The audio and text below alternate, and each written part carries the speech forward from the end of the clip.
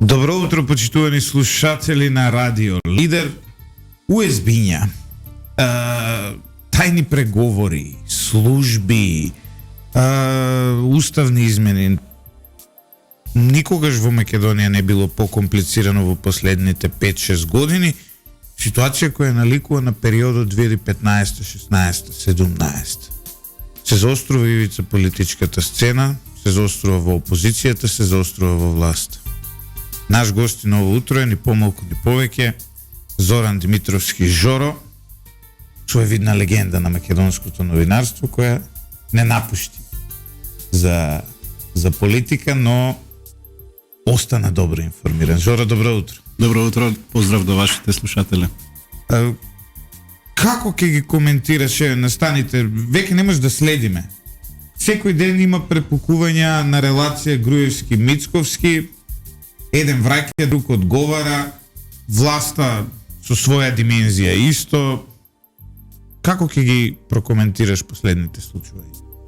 Па ова што го кажа ти пред малку, нели, УСБ-а, тајни случувања, подземје и дека наликува нешто на 2015-та, мене ми дава еден вака шлагвор да кажам дека историјата нели се повторува, само вториот пат како фарса.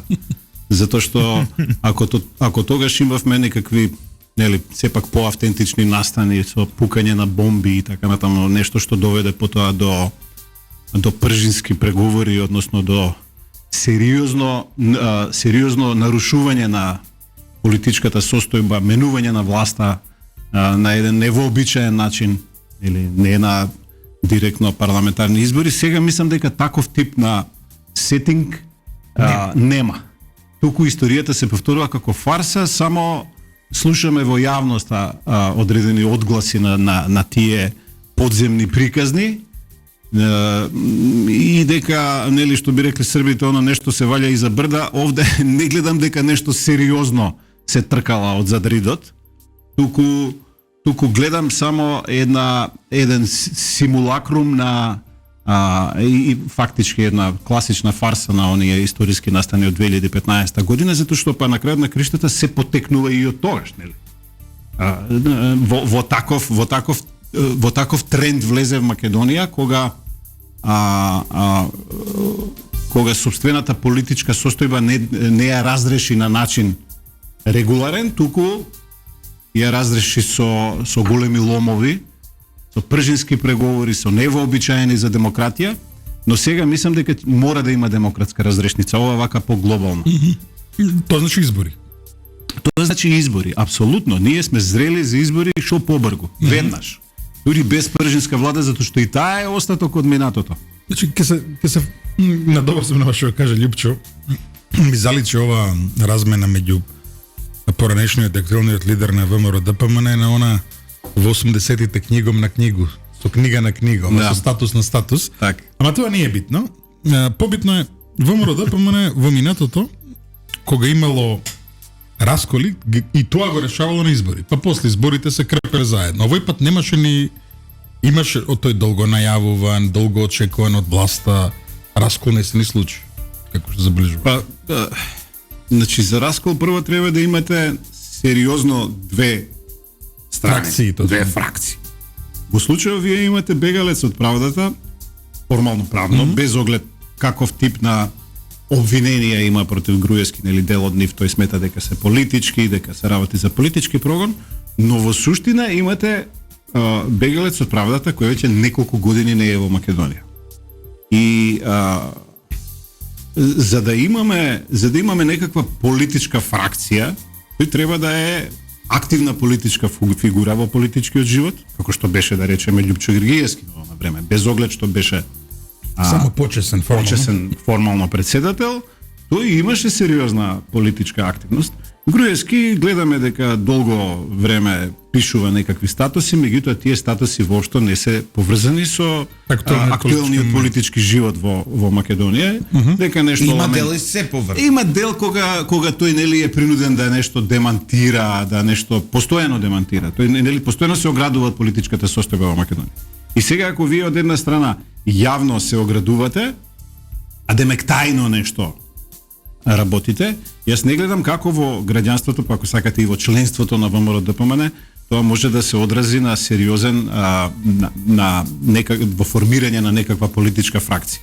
Ги видовме тие обиди за фракции веднаш по заменувањето на Груевски во она време после конгресното ВМРО, како да наречеме тоа. Ги видовме тие обиди. Мери од коалицијата, нели Тодоров и така натаму, некакви обиди негови, па дури патување во Будимпешта, па некакви шумови шпекулации дека ќе дојде до менување на Мицкоски, нели до нов и бирање нов лидер на ВМРО ДПМН, еднодневниот министер и така натаму, нели со нивните обиди, но сето тоа пропадна на некој начин. И сега гледаме рециклажа на таа приказна во некаква форма на дури не е ни фракција, туку овој пат се јавува, нели, Данела Арсовска како градоначалник. Иницијатива за партија. Со иницијатива за партија.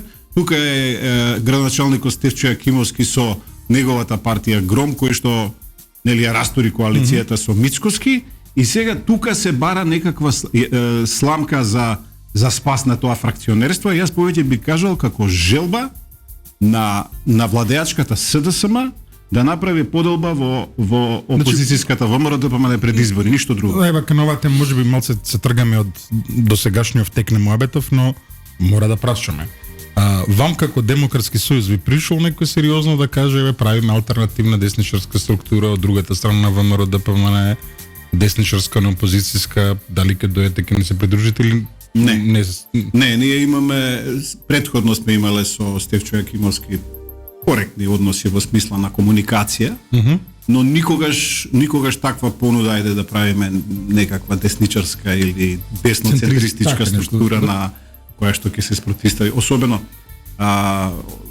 во контекст дека треба да се спротивставиме моментално на партијата која што по сите анкети, нели, го води и дека тоа треба да го направиме за целите на СДСМ, од кое што излеговме и со чиј концепт на управување не се согласуваме. Значи тоа би било навистина самоубиствено за таков тип на политичко однесување во овој период. Значи, по тебе можно е да има обиди, меѓутоа имаќе пред вашиот профил за излеговте од коалицијата многу јасно, многу. Не, апсолутно. Не приоѓа.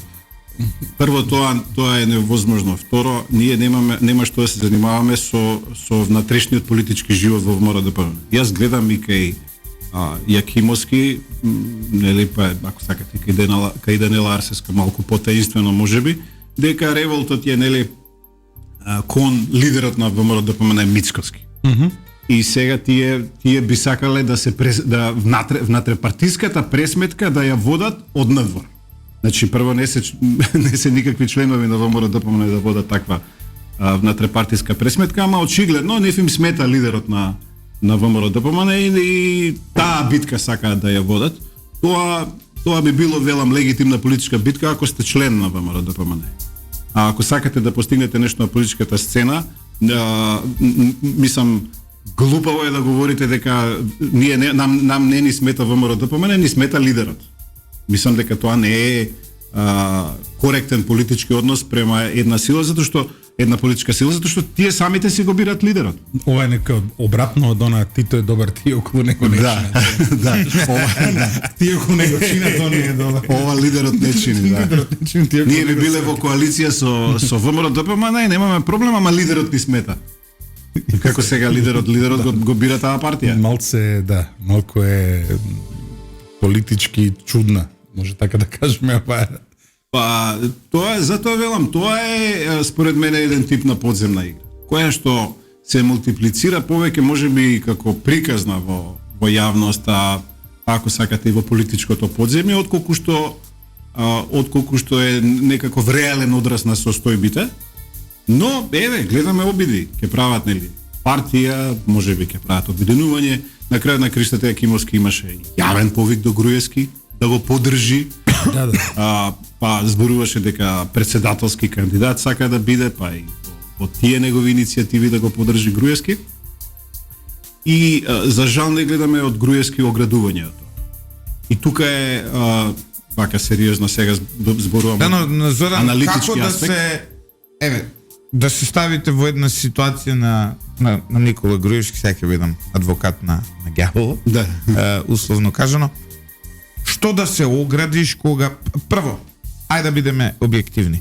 Која е политичката моќ на Никола Груевски во момент?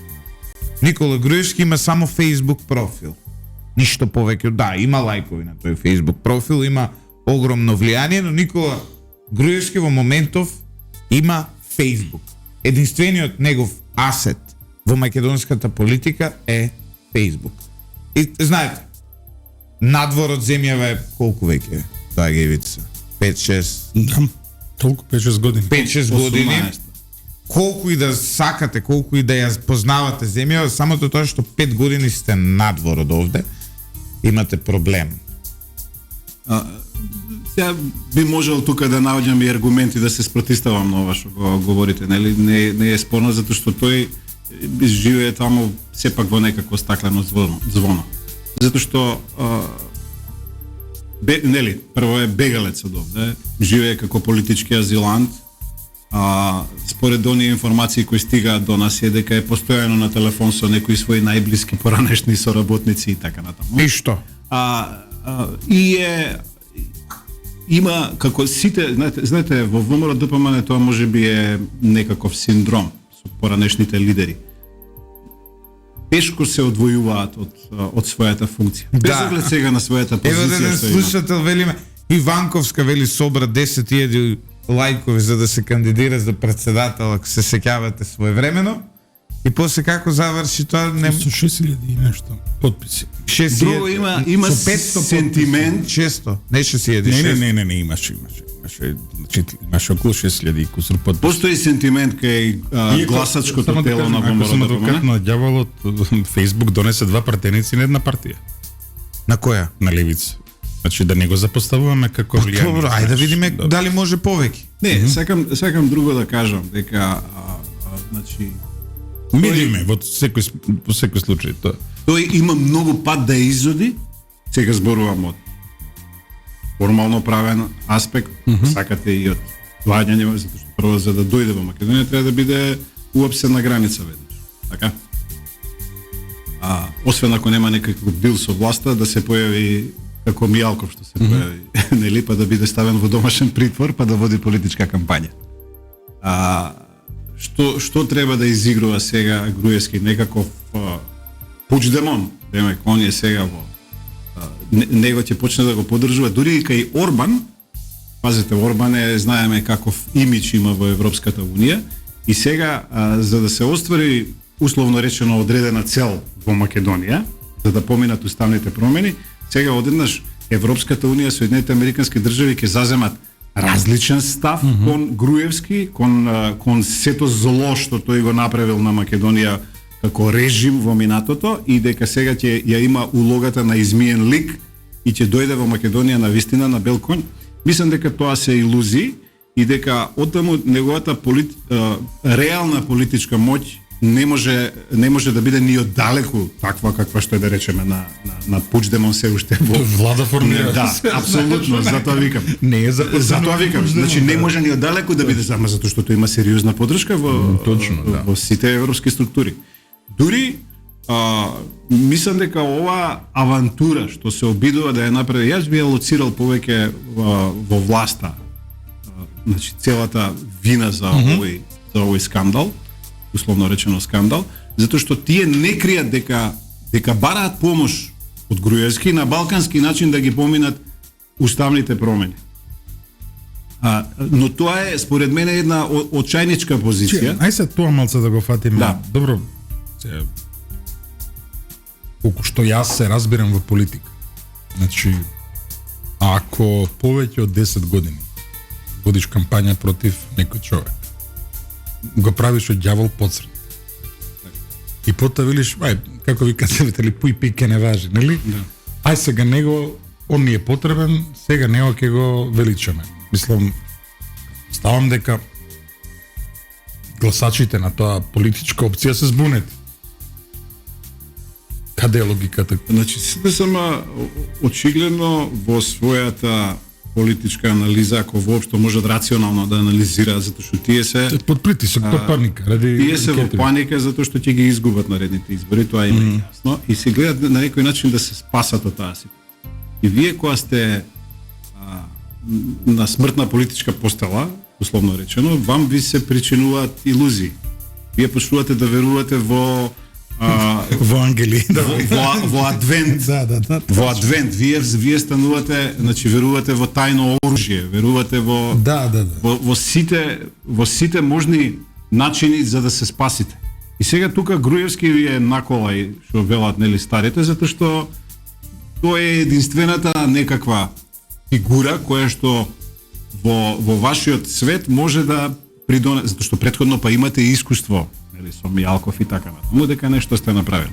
А уставните измени, дури мислам дека во СДСМ веќе се свесни дека не само Груевски, Свети Груевски, било кој да дојде, дека не може да ги истера уставните измени и дека сега ја употребуваат неговата позиција единствено за се обидуваат да ја употребат единствено за подолба на ВМРО ДПМН, да издействуваат некаков резултат, да му направат штета, да и направат штета на опозицијата, затоа што знаат дека сопствениот рейтинг не може да го кренат. Отоа еве го одговорот на вашето прашање, тие не ни сметаат веќе на кревање на својот рейтинг, зашто знаат дека го допираат дното. И дека Груевски може евентуално да направи штета во ВМРО ДПМН. Нивниот рейтинг не е важен. И онака ги имат изгубено гласовите на овие, да речеме, од шарена револуција, граѓанството кое што на времето беше против Груевски, нели, против условно речено тој режим кој што па еве ако сакате и еве и Демократскиот сојуз во тоа време зошто беше против Груевски. Целата приказна беше околу, нели, прислушувањето, нарушувањето на човековите права, нешто што било, видовме подоцна, организирано од Мијалков и од структурата во ВМРО ДПМН. Така што Груевски има употребна вредност само во таа визура, во тој нивни свет.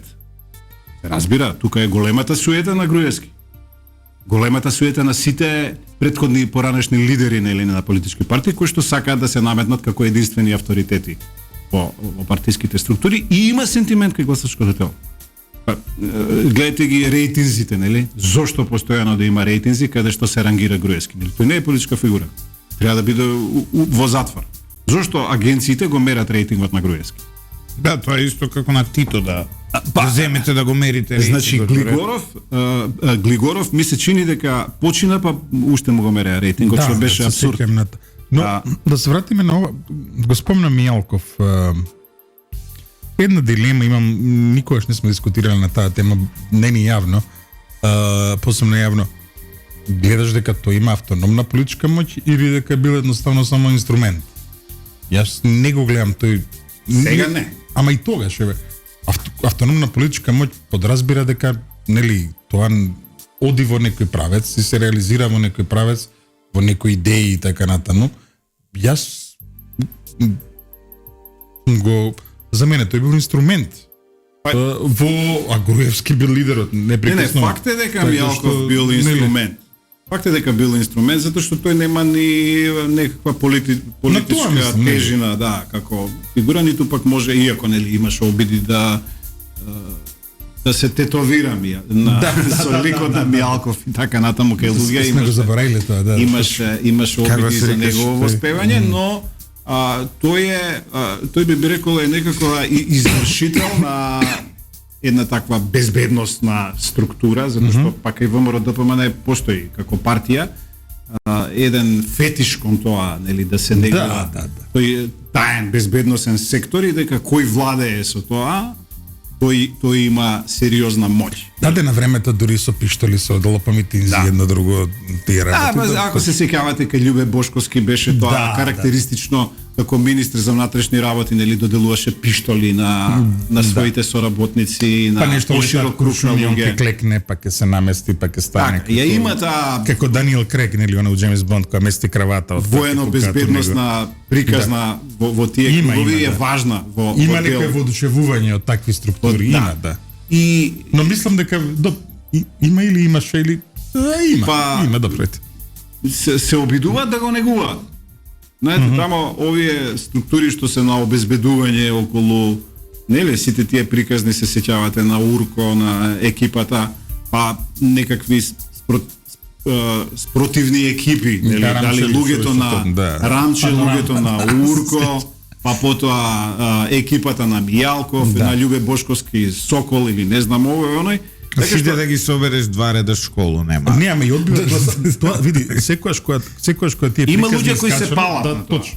Меѓутоа секогаш кога тие приказни искачале, штетиле на рейтингот на ВМРО, затоа што кај граѓанството тоа делува малку, нели? Многу е важно таа трансформација да ја направи ВМРО ДПМН од една, ако може така се каже, традиционална во таа смисла структура која што се пали и на силни момци. Мислам дека ја има таа реформа направена во ВМРО ДПМН.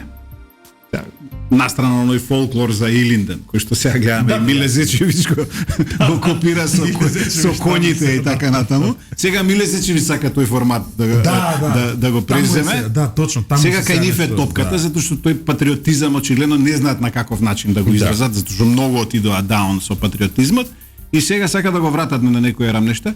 Но велам, добро е ВМРО ДПМН да се ослободи од таа матрица и можеби овој момент, не само таа матрица, туку и од товарот на Никола Груевски што го носи како некаква, нели, некаква символика на режимот од неговото време, повеќе би рекол на оној дел, на тој силнички или насилнички дел кој што го символизираше Мијалков. И целиот товар околу, нели, ако сакате, прислушувањето, судските процеси што произлегуваат од тоа и така натаму, ВМРО ДП, ова е моментот, затоа сметам дека можеби е добро да се расчисти. Добро те читам, значи да се консолидира наследството во смисол, наследството на тие 10 години во делот на економијата, инвестициите и така натаму, низ технократијата околу Мицкоски, а овој дел кој што беше мрачен, ако сакате Мијалков, полусвет во идеолошка, ако сакате да говорите во идеолошко филозофски, на филозофски начин, младиот Маркс, нели нас не младиот Груевски од времето на технократијата, првите години, кога навистина имаше сериозни успеси, прво воведување на ДДВ и така натаму, привлекување на странски инвестиции. Ото да е бруто плата, нели тие бруто плата, сите оние економски реформи. И поради кои, ако сакате, имате признание и од Вучич дека Македонија беше сериозен проблем за нас да привлечеме странски инвестиции. Тоа се првите години, особено после Букурешт извесен период, кога она национално-патриотската нишка која што беше оправдана, се разбира заради ветото и така на која што беше оправдана, меѓутоа беше злоупотребена, повеќе би рекол од овие структури за враќање на силните момци, на контролата, на диктатурата, на режимот во ВМРО ДПМН, кој што на крај видовме, нели, како заврши. Мислам дека од таа матрица ВМРО ДПМН треба се ослободи и ако тоа го символизира Груевски со братучедите, така ги познававме во тоа време, фамилијата, и ако Мицкоски има намера сериозно да се ослободи од таа матрица, мислам дека тоа ќе му донесе дополнителни политички поени во Македонија. Димитровски, ова ви е навистина интересно тврдење. Тврдење кое некои луѓе одамна чекаат да се случи, особено кога видовме како делуваше, нели, Сашо Мијалков. Мицковски спомнува некакви уезбиња. Мене уште не ми е јасно за што станува збор. Денеска на 25.9 не е расчистена работата, единствено демантира и Ахмети и Џафери. Тој вели нека одговорат Ахмети и Џафери и Груевски за што има на тие уезбиња. Имате некаква муабет информација? Не, да ви кажам искрено, јас немам информации за тоа што поседува Мицкоски. Меѓутоа, кога јас излегов со приказна во јуни на еден од медиумите дека постојат контакти со Груевски од страна на представници на власта, тогаш бе веднаш демантиран и од Груевски, дека го посетиле. Груевски буквално се демантираш. Ајде одиме се. Меѓутоа сакам друго да кажам. Се зборуваше тогаш, да си кажеме отворено. Се зборуваше тогаш дека наводно има и фотографии на средби со еве, ајде сега да го пишем. Човекот број 2 на една политичка партија во Македонија, односно на главната политичка партија од Македонија, дека биле таму, дека збореле и така натаму. Со еден пратеник од коалициониот партнер. Со еден пратеник од коалициониот партнер, точно не биле на коњи како што беа во Крушево, веројатно биле со авион или со возила, не знаеме, но тој тоа веднаш го демантираше. Така беше. Да, Груевски се демантира, меѓутоа вие знаете што, прво многу е тешко да се ставите вие во улогата на Груевски. Он е бегалец од правдата. И он колку и да е слободен тамо, живее во едно звоно. И мислам дека е во постојан некаков страв од тоа разузнавачко безбедносно подземје, да не да му наштети директно таму. Веројатно е слободен, има можеби да има и некаква заштита од властите како политички азилант, меѓутоа зборувам од аспект на тоа каква ќе биде неговата иднина, нели? Па дали може утре да дојде до промена на властите, системот во Унгарија, видовме дека има луѓе таму што од опозицијата кои што би сакале да го испорачаат. И во целиот тој страв за мене е дури логично да разговара, не знаејќи дали ќе има прва понуда или што ќе има, меѓутоа да разговара за својот статус меѓу другото и во Македонија. Нели тој постојано се бори да биде ослободен од тој така наречен политички прогон што го има против него. И ја не сметам дека тој не би требало да контактира сега со никој кој што ќе дојде со него некаква понуда. Нели? Затоа што на крајот криштата дозволено е и обвинителството во Македонија да разговара со обвинетите и да им нуди. Нели, дајте да се спогодиме за вашата казна, признајте ова. Никој не го спорува. Значи тоа воопшто не е спорно тој да контактира и не гледам дека некој треба се ужасне од таа приказна. Така што Груевски... нема ни лепра ни. Да, така што Груевски, да, апсолутно. Груевски е апсолутно слободен да разговара за својот статус. Тоа во оној контекст дека тој е црниот ѓавол и сега да речеме хипотетички генералниот секретар на СДСМ иде да се види со него, а претходно целава партија вика дека тој е црн ѓавол. Тука малце политички не, тоа е проблемот, затоа велам, шугата условно речено е кај СДСМ. Шугата е кај власта и кај ДУИ. Затоа што тие него го прават да биде одредена политичка фигура за каква што чудно кога станува збор за ДУИ кој толку долго владеа заедно со. Па кај ДУИ има еден сентимент и друг, иако се разбира нивното неприкосновено владење во тој период, или Али Ахмети ја изгради својата империја за тоа време и сега само ја бетонираше, односно сега само кажува дека тој е на некој начин газда на политичката сцена во Македонија, барем во оваа влада, но велам кај Али Ахмети постои еден друг сентимент, сентиментот на дека тој беше амнестиран во времето, нели, хашки случаи, за да се направи коалицијата за 2011. Не, беше амнестиран, нели, парламентот изгласа амнестија на 4 хашки случаи. Ама тогаш беше услов за коалиција. Ако се сеќавате, СДСМ тогаш беше жестоко против амнестијата на 4 хашки случаи. Меѓутоа тоа нели да не влегуваме во причините зашто тоа се случи. Денешна перспектива тоа е поблизу до антиката од што е. Да, апсолутно. Сакам да кажам кај пред нашата ера. Кај Али Ахмети постои одреден сентимент кон Груевски во таа смисла. Постои еден сентимент дека можеби би сакал да му врати за амнестијата. Па дури имаше приказни дека бидејќи Али Ахмети смета дека кај него е се под контрола во Македонија и дека го контролира и Врховниот суд, дека овие случаи што ги врати Страсбур помилувањата од господинот Иванов, од председателот, или овие аболицијата фактички на Иванов, дека бидејќи тие ги врати судот од Страсбур со некакви насоки, дека прво треба да се изјасни македонското судство.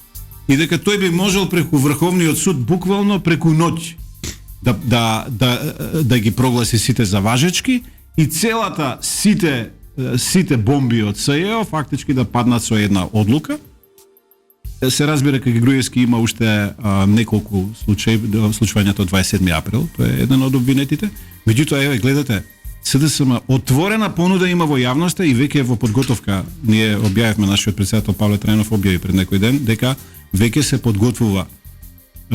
подготвен е законот за општа амнестија, каде што се случувањето. Тоа значи да се пардонираат, односно да се ослободат сите овие што се прогонети во случајот на 27 април, да се прогласи амнестија за нив. Да дојде до драматично намалување на казните за многу кривични дела кои што се врзани за поранешните политички функционери. Значи некои што лежат во затвор, тука сметам некои суденици, некои чии дела се во предапелација и така натаму, и некои да застарат. Значи имате комплетно нов закон, ова кривичниот закон што сега се донесе. Диво населје. Па мислам дека албанците дека ќе инсистираат и на тоа, иако не верувам дека власта сега во овој момент ќе се дрзне такво нешто да предложи. Никогаш не веле никогаш. Но со амандмани може да дојде до тоа. Сега да кажам, од политички аспект зошто е ова важно? Затоа што СДСМ отворено таква понуда имаше во јавноста, ги брифираше до новинарите да пишуваат такви текстови, а еве сега слушаме дека се подготвен е таков закон. Значи, отворено нуди комплетна амнестија за да е злоупотреби за уставните измени и дури вели ова ќе го донесеме доколку ВМРО-ДПМН се согласи на уставни измени. Добро. И сега на тој начин прави притисок преку сите овие луѓе кои што се во тешка состојба дели во затворите, пред се зборувам тука за овие кои што прашање со каква вина се осудени на 18 години затвори. За луѓето од 27 април, не за оние што вршеле директно насилство, се разбира. Туку има таму луѓе кои влегоа во таа тајфа или биле на некој начин водачи, условно речено водачи, но видовме како и настаните од 27 април, значи во каква организација беа безбедносно разузнавачките структури под контрола на Мијалков во тоа време и така натаму. Без оглед, значи сега да кажам, сега врз нивниот преку нив се обидува СДСМ да влијае и ВМРО-ДПМН, деме како сте вие загрижени за нивната судбина, ќе гласате за гласете сега за уставниот. Тоа е последниот обид.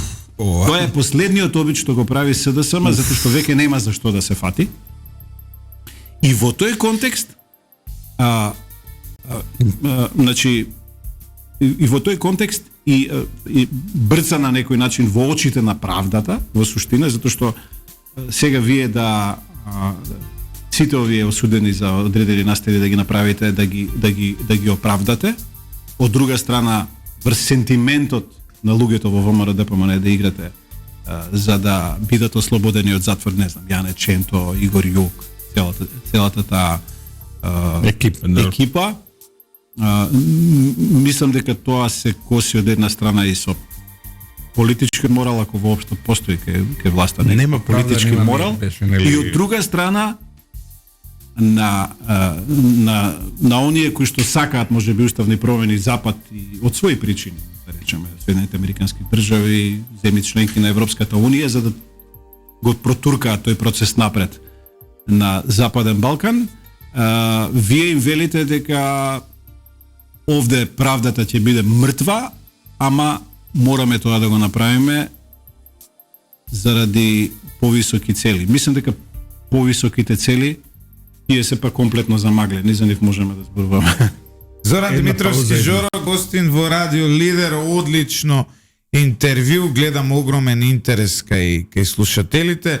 Одиме со кратка пауза за реклами, почитувани слушатели, по која ќе се вратиме во вториот дел на ова интервју, тоа е кој е пеколниот план на Димитар Ковачевски и дали воопшто постои. Се враќаме назад во студиото на Радио Лидер со нашиот гостин Зоран Димитровски Жоро. Огромно внимание гледам на социјалните мрежи во првиот дел од нашата емисија. Жоро, каде е Димитар Ковачевски во прича? Знаете, тоа е дури поразително за нас како земја, не е баш за гордење, затоа што имаме премиер кој едноставно политички актер, Али Ахмети, политички актер.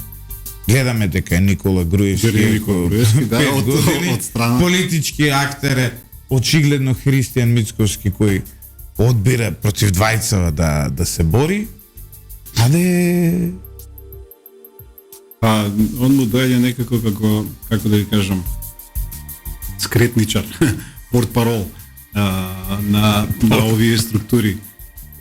Како да кажам, Димитар Ковачевски за најкрупното прашање, кое што евроинтегративниот процес на Македонија, на кој што се темели неговата коалиција на власт. Дека, без оглед на се што се случи, ние на крај ќе испорачаме чекор напред во евроинтеграциите, ќе ги почнеме преговорите, тоа е неговото ветување. Кога јас на една средба, последна пред да ја напуштиме владата, на една коалицијска средба го прашав, бидејќи тогаш презентираше некаква розова слика за развојот на Македонија, енергетски, гасификација и така натаму. И кога го прашав, добро, има ли нешто лошо, што лошо се одвива во овие стратешки правци? И он рече, па единствено е неизвестно дали ќе поминат уставните измени. Што за мене беше клучно, ако вие го темелите евроинтегративниот процес на уставните измени, затоа што треба да почнат преговорите и да се отвори потоа перспективите да се отворат на развој на Македонија во гасификацијата, да биде Македонија некаков енергетски хаб, сега ќе добиваме од Азербејџан газ, ќе се поврзаме ваму, таму, па ќе наплаќаме од тоа, ќе правиме милиарди, тој таква слика прикажуваше. Подморници келета, таква слика прикажуваше и извелам добро, сето тоа е окей, меѓутоа за ова да се случи, вашето ветување беше дека неизвестно е дали ќе поминат уставните измени. И добро, што вие правите во таа насока? И тој рече, тој тогаш одговори, па тоа не е моја грижа. Како мислите дека тоа не е ваша грижа? Ова е грижа на странците. Тие ќе ја завршат работата. Тогаш добив одговор дека тука се овие преговарачи, дипломатите, Соединетите американски држави, дека тие ќе направат притисок врз ВМРО-ДПМН, која е антиевропска и така натаму, и дека на крајот ќе биде испорачено тоа што треба да биде испорачено. Значи, неговите планови, меѓутоа, искрено да ви кажам, јас мислам дека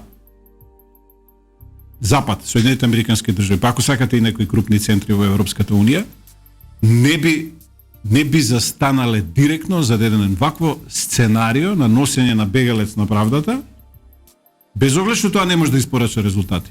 Нека нивната идеја за испорачување резултати нека биде само на нивото на подалба на ВМРО-ДПМН за наредните избори.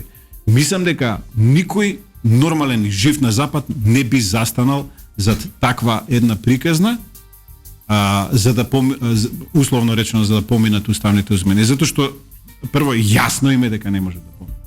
И она што се бара сега, мислам, од Ковачевски, сега ќе почне да се бара одговорност. Или? Вие ми ветувавте дека ќе го истерате овој процес. Да.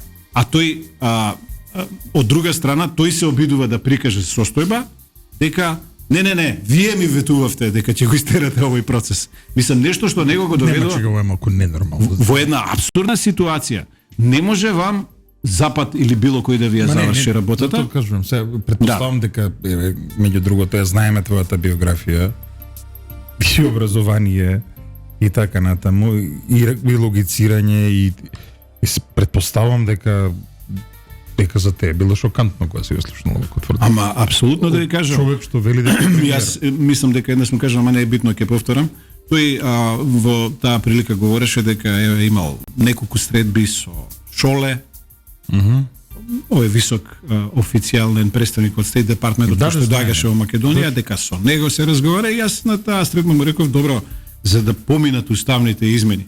Зошто дали вие, му велите на Шоле или на Ескобар, на било кој да направат нешто во правец на овие гаранции што ги говориме од Европската унија, нели дека евроинтегративниот процес нас нема да зависи од билатералните прашања, дека треба да има подсврста гаранција и на крајот на криштата дека треба Бугарија да има да ги регистрираат македонските здруженија, да почнат да ги регистрираат. Зошто не направат таков притисок врз Софија?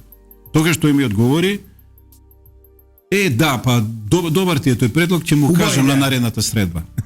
Значи, сакам да ви кажам дека се што прави оваа власт, затоа што јасни се позициите на Македонија, и на опозицијата и на најголемиот дел од македонските граѓани. Да. 70%, 80% македонци, 70% од сите граѓани. Што значи дека има и многу албанци и други турци, роми, власи и така натаму кои што не се согласуваат со францускиот предлог, условно речено, со бугарскиот предлог. И велам, зошто не ја насочите вашата енергија во правец на обезбедување на овие? Значи тоа беше уште во март месец. Зошто ова?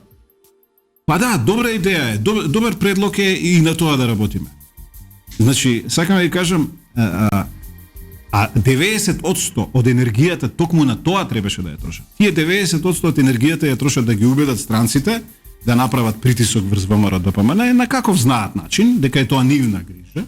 Ова не е наша грижа. Уставните измени треба да ги издействува Ескобар или Шоле или не знам кој, а ние нашата задача ќе биде да ги менаџираме овие крупни финансиско-економски тендери во Македонија и да се нафатираме до крајот на мандатот и да му нанесеме на тој начин штета на ВМРО-ДПМН што негови пратеници треба да гласат за уставните измени, да го поделиме и потоа повторно да останеме нели на власт. Мислам дека тоа е политика недолгорочна, купи ден помини политика, надевање повторно се враќаме на онаа приказна. Ние ги правиме сега уставни ова бехте ленка едно друго, тоа вас се врзува, вие другого да го терате. Меѓу другото, да. Бог дачу. Да. Па се, знаеш, премногу ја фативме сериозно, утро е понеделнички, сега еден мал дитур, како се вика, кога бевме помлади, 80-тите, ако се сеќаваш, па и порано 70-тите, мајките која сака да ни кажа дека нешто треба сам да сработиш, ни велеа нема роле да ти ја заврши работата. Така што нема шоле да ти ја заврши работата. Не, знаеш, смешно ми е, не чудно ми е ова, как мислам, што му е работа, бе?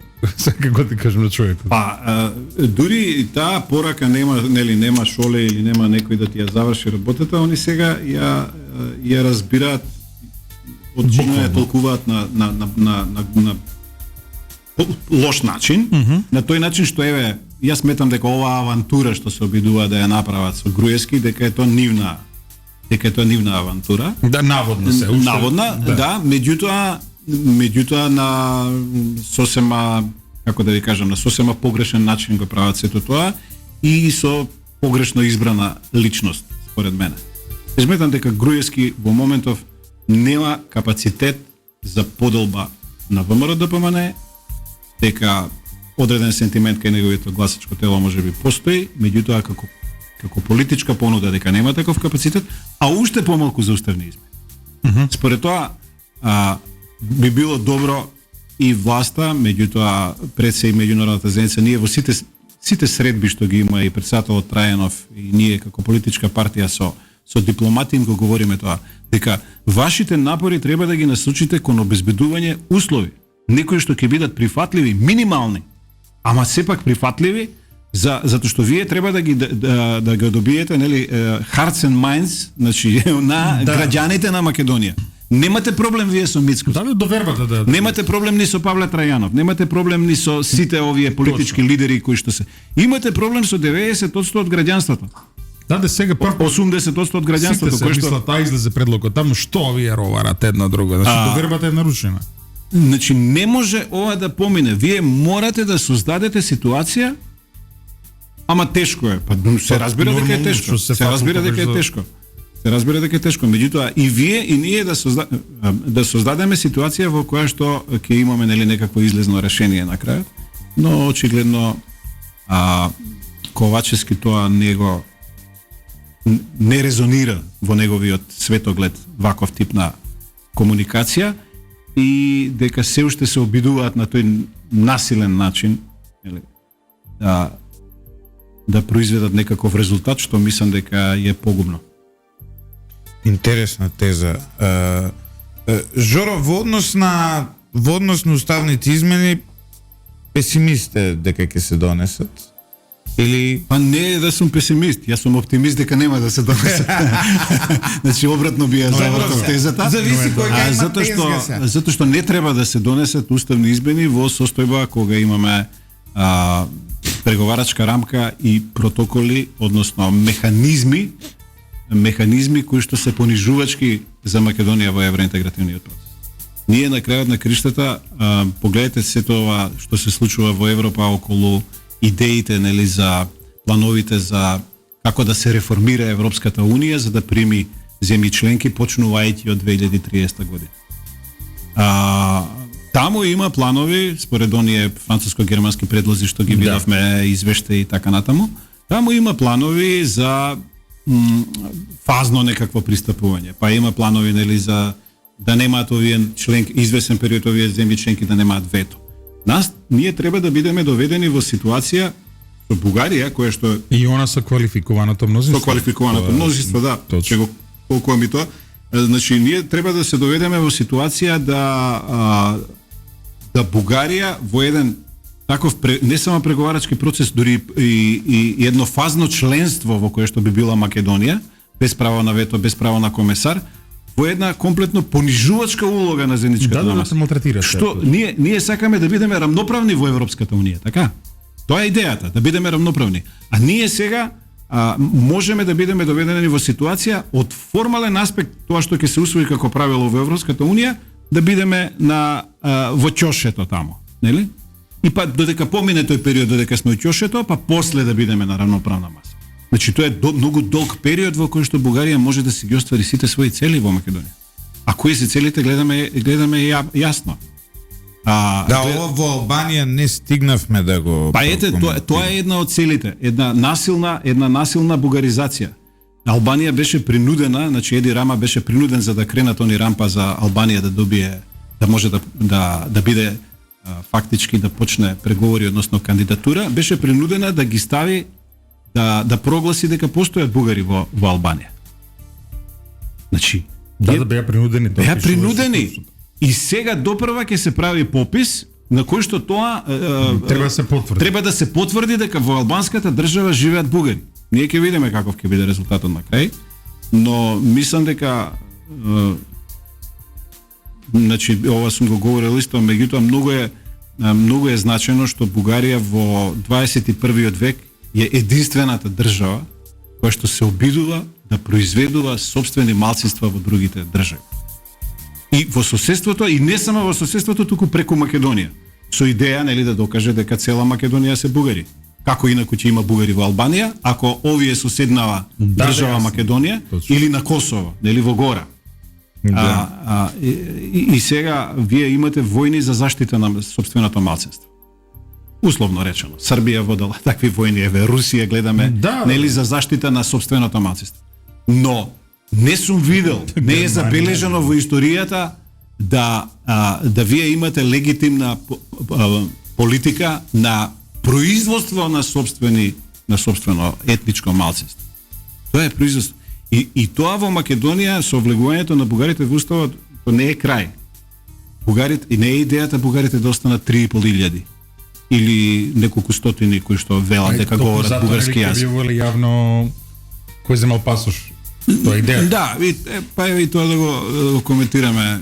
Значи не е спорно. Мислам дека Бугарија ќе ни направи услуга со тоа, особено ако се оствари онај дел од тој закон што велат, каде што треба свечена заклетва да даваат тие што ќе добијат. Треба да кажат дека честни бугари, нели, дека припаѓаат лојални на бугарската нација и така натаму. Колку македонци се подготвени тоа да го направат. Така што мислам дека тој процес само ќе запира со заострување на тие закони. Еве гледам на Facebook почнаа некои веќе да пишуваат, јас сум некоја девојка тама, не е битно, само да си кажам, јас имам бугарски пасош, затоа што мајка ми е родена во Бугарија, до не знам колку, до 20 и нешто години живеела таму, па дојде на Македонија, тука се омажила, јас имам право да имам бугарски пасош. Значи веќе почнуваат некои да се правдаат. Зошто? Ама зошто да се правдаат? Имаш право да имаш бугарски пасош, твое, па дури и да се определиш како бугар како сакаш, но Но велам бугарите ќе не Ова е добро. Имам пасош, но не сум бугарин, да. значи бугарите ќе на овој начин ќе произведат една многу појасна слика во Македонија кој на вистина се чувствува бугарина кој го добил пасош Да, ќе направат услуга, се ќе согласувам. направат услуга. Така што веројатно намерите им се други, намерите им се да докажат дека сега има политички личности и од едната и од другата страна, од ВМРО, од СДСМ кои имаат пасоши. Веројатно. Веројатно им е тоа намерата. И не само тој да кажат не се 3.500, поише се. Не, конечната цел е таа, производство на десетици, стотици илјади бугари, за кои што во одреден момент, вие ако се сеќавате, Бугарија не го призна пописот во Македонија. Да. Јавни изјави имавте на Јотова, Радев и сите така цело. натаму дека Бугарија и скандал, Левица не го не се призна. тамо 3.500, тамо има најмалку десетици илјади, повеќе од 100.000 и дури се манипулира со една бројка дека овие пасоши нели која 120.000 ако се толку, дека тоа не се на цели семејства, дека тоа се на представници на семејства. А штом таткото и мајката се бугари, нели, децата нивни се бугари. По дефолт. По дефолт. Така што тие може да стигнат до 300-400.000 бугари и така натаму, фиктивни. Сега, нели, бројките на пописот се важни, но тие во одреден момент може да побараат нов попис на Македонија или да го условат тоа утре ќе има, нели, право на школи на бугарски јазик во Македонија. Основни образование. Ме интересира од какви учебници ќе учат ако овој министар не е способен да испечати учебници. Нели видовме отворена понуда од Фондацијата Македонија на Виктор Стојанов дека ќе донесеме бугарски учебници. Тогаш на вистина ќе донесат затоа што ќе имаат собствени сега зборувам ова како закана, не велам дека ова е реалност. Меѓутоа, за тој Виктор Стојанов, за Виктор Стојанов од око и од изјави што ги дава. Не делува дека тоа е нешто. Стои значи човекот кој што го финансираше Герб Милен Врабески, тоа е една фармацевтска компанија која е мултинационална, меѓутоа пред се негов капитал, меѓутоа во повеќе држави во Европа, Соединените американски држави, многу моќна, финансиски, значи милиарди тешка, беше заинтересирана и за фармацевтската индустрија во Македонија, да ја купи, дори има отворени понуди до Алкалоид да го купи. И тој работеше со владата на ГЕРБ, еден од поддржувачите уште на Војко Борисов во тоа време. Меѓутоа, преку оваа фондација Македонија троши огромни пари. Добро, мене секогаш ми е сомнително кога огромни пари за бугарската кауза. Тука се разбира и тука се мрежите на бугарското разузнавање. Меѓутоа е многу моќна и многу агресивна во своето постапување и во производството на бугари на секаде. Не само пред се и по македонските градови. Пред полека да идеме на ке затварање, да прашам Ја имам уште едно прашање во однос на дневнава политика. Дали мислите дека од се ова Мицкоски е оштетен или добро проаѓа? Вака да ви кажам, на кус рок, односно во дневно политичка некаква смисла, може да се чини дека Мицкоски оштетен, затоа што секој судир, нели, на авторитети во одредена политичка партија придонесува кај одредени дел од поддржувачите, од гласачите, дека нешто се случува во нашата партија, дали сме на вистинскиот пат и така натаму, но гледаме дека овој судир не е идеолошки судир. Тоа е многу важно. Што значи дека не е идеолошки во смисла на целите. Барем не е јавно. Гледаме дека Груевски тврди дека и тој е против уставни измени. Така. Гледаме дека Груевски, значи они не се судрени за правецот по кој ќе се движи Македонија. Сакаш да кажеш дека овие е суштински работи зад кои што стојат бирачите на ВМРО ДПМН. Апсолутно. Како што е отпорот кон овие штетните договори кои што беа направени со Македонија. Так. Отпорот кон ова дека Груевски е неговиот хабитус е таков што целиот живот се борел, нели, непопустливост кон овие етнички прашања, идентитетски прашања. Да, точно. И сега никој не може да верува дека Груевски би бил дека би си дозволил да биде искористен во една таква авантура. Од тие причини. Инаку затоа е на ниво на политичка суета, на ниво на евентуална некаква поделба во ВМРО-ДПМН од почетокот може да се чини така.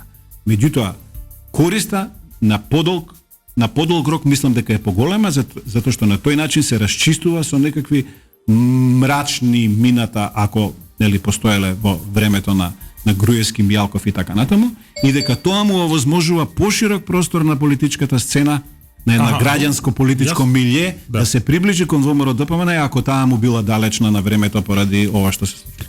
Да, за оваа теза сега имаме уште малце време, така? Да, имаме. За оваа теза дискутирав со еден наш заеднички пријател на наш тројца, значи кај граѓанството, ако можеме да кажеме, као оние кои што едноставно се независни во гласањето, има една, како да речеме, линија на поделба помеѓу граѓанство што е малце поосетливо кон патриотските теми и либерално граѓанство. Условно кажано, вашата партија Демократски сојуз е на границата, иако малце кон патриотскиот дел, условно кажано. И сега тоа клатно не е дефинитивно. Тоа клатно понекогаш иде во едниот правец, понекогаш иде во другиот правец, но дали со овој потек, да речеме, покрај тоа што се отвора кон малце по-патриотски сензибилизирано граѓанство, ВМРО-ДПМН се отвора и кон ова либерално граѓанство. Тоа е прашањето. И колку? На овој начин се отвара од овој аспект, затоа што ако Груевски, Мјалков символизираат едно така, ако не е антиграѓанско, во секој случај по десничарско, ако можам така да кажам, идеолошки удирање единствено на нотите на патриотизмот, а за поставување на оваа граѓанска политичка опција која што веројатно би поддржала некаков десен центар, но не и десен радикализам, па дури и центар. Да, точно. Дури и центар, меѓутоа во одредени политички мигови кога затоа што кај нас партиите не се толку политички профилирани. Вие самиот знаете да имаат па директен центар, директна десница. Имате и десни и леви политики, кај едните кај другите во економскиот живот, во социјалниот и така натаму, но сега ако говориме за онаа ултралиберална некаква граѓанска структура, таа секако нема да биде за ВМРО-ДПМН. Не, тоа никој не го таа секако нема да биде. Меѓутоа се проширували, да речеме, во еден дел така малце. Меѓутоа има СДСМ имаше во изминатиот период многу потези кои што го иритира и обичното граѓанство. Во делот на образованието, во делот на овие политики на не знам, политики кон жените, кон другите овие малцинства, геи популацијата, брачните односи и така натаму, видовме дека СДСМ дури внатре во коалицијата имаше сериозни и во својата партија и особено кај коалициониот партнер ДУИ, каде што тие се малку на друга линија. Така што има сериозно иритирање на тоа гласачко тело, на мејнстрим гласачкото тело во Македонија. Сега зборуваме за тоа мејнстрим гласачко тело, кое што не е ултралиберално и е граѓанско, е за заштита на основните човекови права, точно. За една либерална политика во однос на граѓанските права, значи не загрозување сите овие процеси што претходно се обвинуваше режимот на Груевски и на Мјалков, нели, прислушување на граѓаните.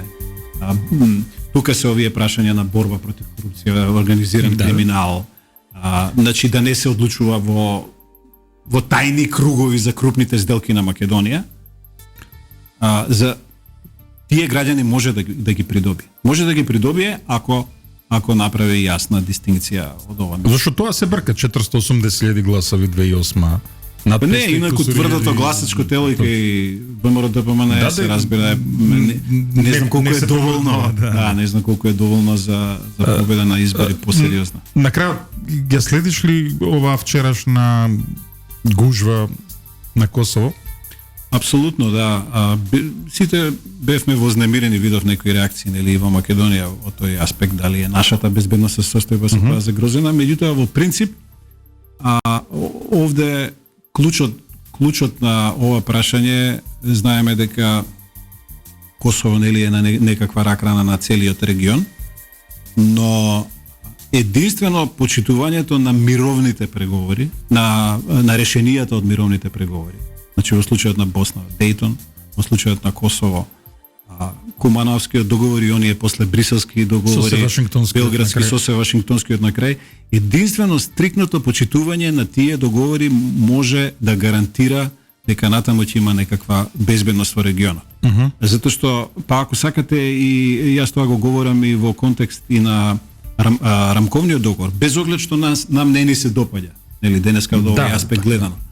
Но таму има една клаузула за рамноправна правечна и етничка застапеност, која што е дел од уставот. И ако тоа не се почитува во Македонија, исто така можеби на полов рок ќе има проблем. И за унитаризам има еден дел. И за унитаризам. Така што многу нарушување на таков тип на договори, видовме во Србија дека долго време не се спроведува она за заедницата на српски општини. И дека тоа сега се забележува од запад на Албин Курти, дека тоа мора да се направи за да имаме напредок. Тој упорно тера некаква своја агенда. Од друга страна, постојат нели сомневања за некаква вмешаност и на геополитички и други фактори. Ние знаеме дека Косово, видовте вчера Лавров реагира на некои други во оваа смисла, и дека тоа прашање може да се злоупотреби на геополитички план за судирот Соединените Американски држави и Западот контра Русија. Србија бара седница на Советот за безбедност преку Кина и Русија во овој контекст. Но велам на крајот, важно е таму да КФОР ја држи ситуацијата под контрола, затоа што КФОР е под тоа се решенија меѓународни усвоени и според мировните преговори. Во контекст мора после подолго време една разумна изјава од власта, мора да ја поздравиме. Министерката Славјанка Петровска имаше една изјава кај што рече дека КФОР е... затоа што има и други, не сум видел изјави денеска, ќе видиме подоцна, меѓутоа затоа што има и други структури кои што велат дека нели Косово е држава и дека косовската полиција треба да си ја заврши работа. Тоа од формален аспект тоа е така. Меѓутоа толку е суптилно тоа прашање. Северот на Косово сепак на некој начин населен со Срби, според сите преговори треба да има полиција косовска која што се Срби. Но гледаме дека тоа во овој момент не функционира. Да, не е случај. Не е случај и никакво оправдување нема, се разбира, за вооружени групи таму, формирање дека тие да ја земат под своја контрола да ја земаат работата, односно да се судираат со полициските сили, меѓутоа тоа треба да го спречат меѓународните сили на Косово на тамошна ескалација на судирите. И во однос на Македонија, јасно е некаков пиемонт на албанската кауза кој што е Косово е. Сите се и албанците од Македонија. Да, и албанците од Македонија и со семејни врски, со секакви, ако сакате, се врзани со Косово, и тоа е сентимент. Ние треба да внимаваме на тоа, затоа Македонија меѓу другото и го призна, нели, Косово како држава, затоа што како рече Али Ахмети, Косово е света земја и така натаму.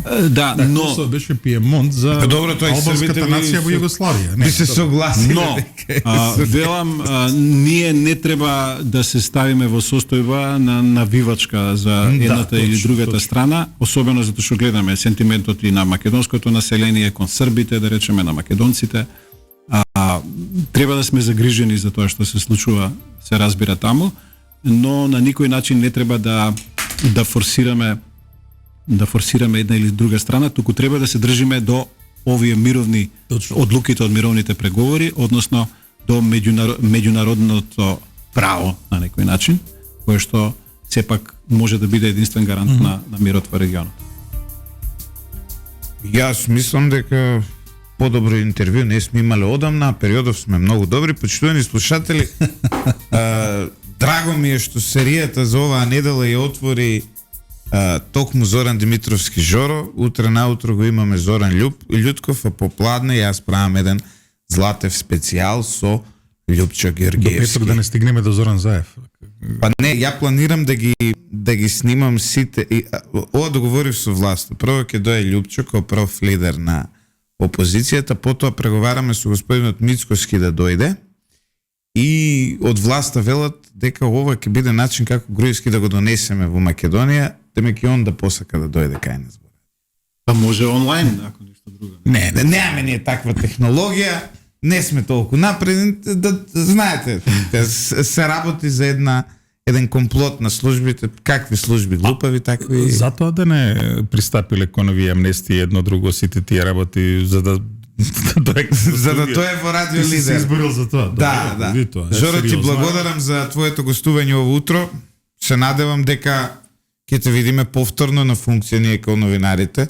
Во политика уште Љупчо Зиков останува Мора да спомнеме дека затоа мора да спомнеме една работа, нам ни беше една постојана шега додека ти беше на функција, нели? дека ти си министер за локална самоуправа и глобализација. Зошто го зборувавме тоа? Затоа што очигледно беше дека има едно огромно неснаоѓање кај одеачката коалиција околу темите поврзани со меѓународната позиција, меѓународната политика за Македонија.